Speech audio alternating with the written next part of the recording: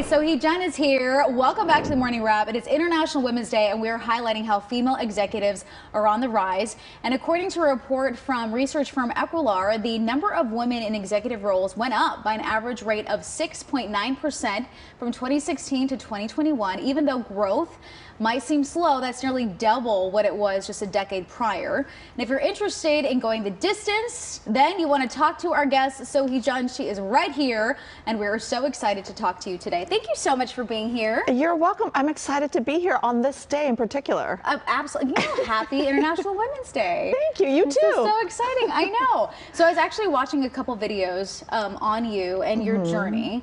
So, which I thought is really intriguing because you are still very accomplished. Before you went up and climbed the corporate ladder, and you spoke about how that's kind of what we're conditioned to do, right? But that might not be what's fulfilling. So how did you come to this conclusion that you wanted to go on this journey instead?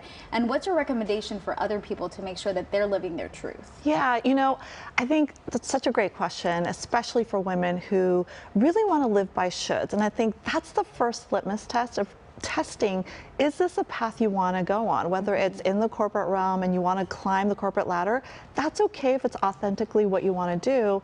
And I say test that by really saying, okay, is it driven by a should, which is really about societal pressures, cultural pressures, family pressures.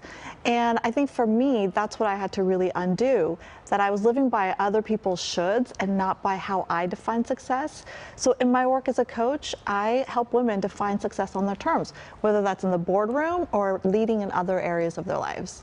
So, which I find so interesting, because I also was saying that you were going out to different companies and you were speaking to them. So how does that work? Are you, when you're doing that, are you giving advice or offering guidance to the companies to then create an environment where you can have women or just people living their truth, or is it just advice for the individual that's working in that company to make sure that, you know what I mean? Am I making any sense of like, wait a minute, where am I going with this? I love that question. It's a both. Okay. Yes. So I do work with major corporations around creating programs that are going to amplify women in the corporate realm and building their confidence, creating high potential programs, and working a lot with affinity groups.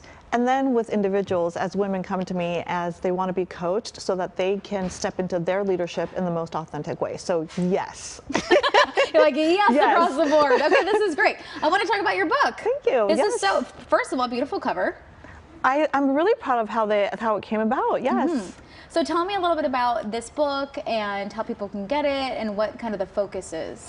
So this book is exclusively available on Amazon, and it is a culmination of 2 years of research where I looked at what are the mindsets of all of the successful women that I get to coach and that are in my community. How do they navigate challenges like the inner critic, right? We've heard of imposter syndrome. We all have it. And it's in this book in terms of, look, we all have these challenges, no matter if you're at the C-suite or if you're leading in different ways. And it's about how do you really work with it so you can amplify your own strengths and confidence. What's the biggest tip you can give someone who's watching right now who might be in that middle area of, am I living my truth? I'm working 60 hours a week. I've got a family. I have kids. How, you know, I'm overwhelmed. I have Sunday scaries. Like, how do you, what's your number one tip? My number one tip is pause, and I have a part B. I feel like you're talking to me directly. I know. It's like, take a breath, girl. Okay, pause, but also it's the micro step. So all of the things that you named is what gets us in a kind of stuck.